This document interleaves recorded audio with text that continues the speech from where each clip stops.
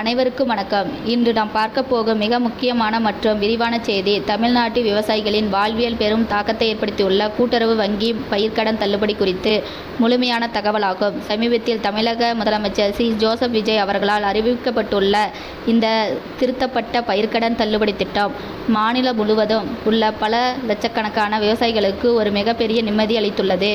ஆனால் அதே வேளையில் இது பல்வேறு அரசியல் விவாதங்களையும் விவசாய சங்கங்களுக்கிடையே சில அதிருப்திகளையும் கிளப்பியுள்ளது. இந்த திட்டம் எப்படி உருவானது, யாருக்கெல்லாம் இதன் பலன் கிடைக்கும், அரசாங்கத்தின் நிதி சுமை என்ன மற்றும் விவசாயிகளின் தற்போதைய நிலைப்பாடு என்ன என்பதை பற்றி இந்த காணொளியில் நாம் மிக தெளிவாகவும் ஆழமாகவும் விவாதிக்கப் போகிறோம். எனவே இந்த வீடியோவை இறுதி வரை முழுமையாக பாருங்கள். கடந்த மே மாதம் 25ஆம் தேதி தமிழக அரசு விவசாயிகளுக்கான முதல் கட்ட கடன் தள்ளுபடி அறிவிப்பை வெளியிட்டது. அந்த அறிவிப்பின்படி சிறு மற்றும் குறு விவசாயிகளுக்கு மட்டும் 50,000 ரூபாய் வரையிலான பயிர்க்கடன்கள் முழுமையாக தள்ளுபடி செய்யப்படும் என்றும், பெரிய விவசாயிகளுக்கு வெறும் 5,000 ரூபாய் மட்டும் தள்ளுபடி செய்யப்படும் என்று கூறப்பட்டிருந்தது. இந்த அறிவிப்பு தமிழக விவசாயிகளுக்கிடையே பெரும் ஏமாற்றத்தை ஏற்படுத்தியது. தேர்தல் வாக்குறுதிகளில் கூறப்பட்டபடி முழுமையான கடன் தள்ளுபடி வழங்கவில்லை என்று பல விவசாயிகள் சங்கங்கள் போர்க்கொடி தூக்கினர். குறிப்பாக 5 ஏக்கர் வரையில் நிலம் வைத்துள்ள விவசாயிகளுக்கு முழுமையான கடன் தள்ளுபடியும், அதற்கு மேல் நிலம் உள்ள விவசாயிகளுக்கு 50% கடன் தள்ளுபடி வழங்கும் என்று கூறப்பட்டிருந்த வாக்குறுதியை நிறைவேற்ற வேண்டும் என்று கோரிக்கைகள் வலுத்தனர். இதற்காக பல்வேறு இடங்களில் சிறு சிறு போராட்டங்களும் ஆர்ப்பாட்டங்களும் நடைபெற்றன. விவசாயிகளின் இந்த அதிருப்தியையும் கோரிக்கையையும் நியாயத்தையும் உணர்த்தும் தமிழக அரசு இந்த திட்டத்தை மறுபரிசீலனை செய்ய முடிவு செய்தது. இதனைத் தொடர்ந்து ஜூன் மாதம் 15ஆம் தேதி தலைமைச் செயலகத்தில் முதலமைச்சர் ஜி. ஜோசப் விஜய் தலைமையில் அமைச்சர்கள் மற்றும் மூத்த அதிகாரிகளுடன் மிக முக்கியமாக உயர்மட்ட ஆய்வுக் கூட்டம் நடைபெற்றது. இந்த கூட்டத்தில் மாநிலத்தின் தற்போதைய நிதி நிலைமை, இந்திய ரிசர்வ் வங்கியின் வழிகாட்டுதல் மற்றும் விவசாயிகளின் கோரிக்கை ஆகிய அனைத்தும் விரிவாக விவாதிக்கப்பட்டன. அந்த ஆலோசனையின் முடிவாக ஜூன் 16ஆம் தேதி விவசாயிகளை மகிழ்ச்சியடைய செய்யும் வகையில் ஒரு புதிய மற்றும் திருத்தப்பட்ட மாபெரும் கடன் தள்ளுபடி திட்டத்தை முதலமைச்சர் அதிகாரப்பூர்வமாக அறிவித்தார். இந்த புதிய அறிவிப்பின்படி விவசாயிகளின் நிலத்தின் அளவை பொருட்படுத்தாமல், அதாவது சிறு குறு மற்றும் பெரிய விவசாயிகள் என அனைவருக்குமே ஒரு மாபெரும் சலுகை வழங்கப்பட்டுள்ளது.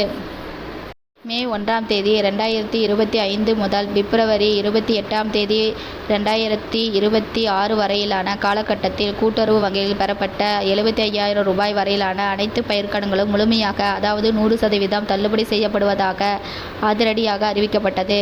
இது விவசாயிகளுக்கு ஒரு மிகப்பெரிய வரப்பிரசாதமாக அமைந்துள்ளது. மேலும் 75,000 ரூபாய்க்கு மேல் பயிர்க்கடன் வாங்கியுள்ள விவசாயிகளுக்கு இந்த திட்டத்தில் ஒரு குறிப்பிட்ட அளவிலான நிவாரணம் வழங்கப்பட்டுள்ளது. அதன்படி அதிக தொகையை கடனாக பெற்றவர்களுக்கு அவர்களின் நிலுவைத் தொகையில் இருந்து 35,000 ரூபாய் தள்ளுபடி செய்யப்படும் என்று அறிவிக்கப்பட்டுள்ளது. இந்த ஒட்டுமொத்த திருத்தப்பட்ட திட்டத்தின் மூலமாக தமிழகம் முழுவதும் உள்ள சுமார் 14,43,000 விவசாயிகள் நேரடியாக பயன்பெறுவார்கள் என்று அரசு புள்ளிவிவரங்கள் தெரிவிக்கின்றன. இது முந்தைய அறிவிப்பை விட மிக அதிக எண்ணிக்கையிலான பயனாளர்களை உள்ளடக்கியதாகும். இதனால் தமிழக அரசின் நிதிச்சுமை 2,000 கோடியிலிருந்து சுமார் 5,932 கோடியாக அதிகரித்துள்ளது. இந்த பெருந்தொகையை அரசை ஏற்றுக்கொண்டு விவசாயிகளின் சுமையை குறைத்துள்ளது குறிப்பிடத்தக்கது. இந்த திட்டத்தின் பயனாளர்களை நாம் விரிவாக பார்த்தால், சிறு குறு விவசாயிகளுக்கு மிகப்பெரிய லாபம் கிடைத்துள்ளது என்பது தெளிவாக புரியும்.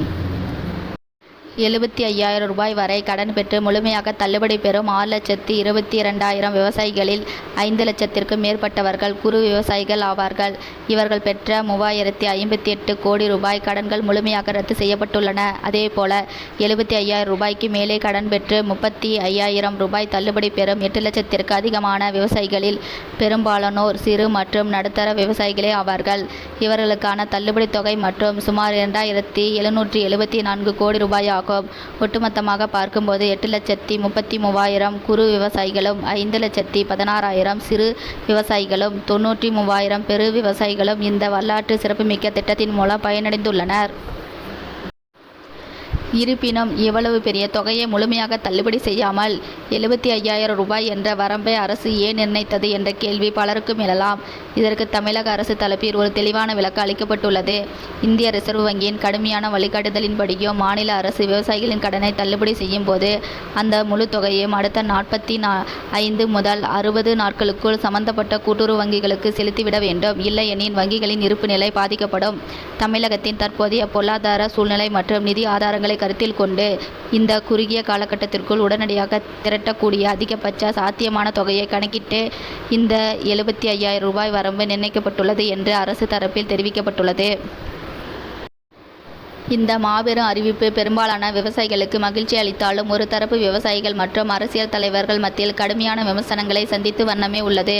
குறிப்பாக காவிரி டெல்டா பகுதி விவசாயிகள் மற்றும் தமிழக காவிரி விவசாயிகள் சங்கம் போன்ற அமைப்புகள் இந்த திருத்தப்பட்ட திட்டம் தங்களுக்கு முழுமையான திருப்தி அளிக்கவில்லை என்று பகிரங்கமாக தெரிவித்துள்ளனர். தேர்தல் வாக்குறுதிகளில் சொல்லப்பட்டதை அரசு முழுமையாக நிறைவேற்றவில்லை என்றும் ரிசர்வ் வங்கியின் வழிகாட்டுதலை காரணம் காட்டி அரசு தப்பிக்க நினைப்பது நியாயமற்றது என்றும் அவர்கள் குற்றம் சாட்டுகின்றனர். இதன் வெளிப்பாடாக தங்களின் முழுமையான கோரிக்கைகளை வலியுறுத்தி ஜூன் 22ஆம் தேதி ஒரு மாபெரும் போராட்டத்தை முன்னெடுக்கப் போவதாகவும் சில விவசாய அமைப்புகள் அறிவித்துள்ளன. இது மாநில அரசியலில் ஒரு புதிய பரபரப்பை ஏற்படுத்தியுள்ளது.